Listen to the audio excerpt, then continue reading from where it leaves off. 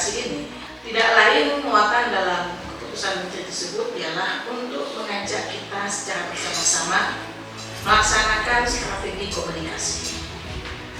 Nah, ini kenapa penting?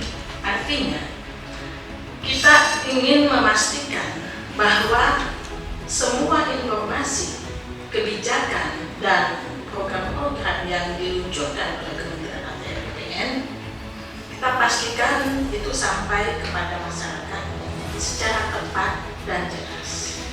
Dan tidak hanya sebatas untuk memastikan bahwa itu tersampaikan, juga kaidah pentingnya lagi yaitu untuk meningkatkan pemahaman masyarakat akan pentingnya terkait isu-isu pertanahan dan tata ruang.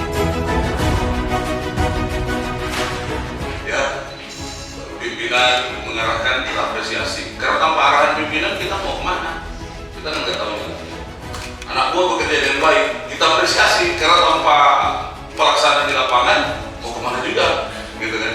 Jadi salah satu budaya yang perlu kita tumbuh kembangkan dalam apapun interrelasi kita, apapun bisnis yang hari ini sedang kita katakan kita sedang melaksanakan adalah saling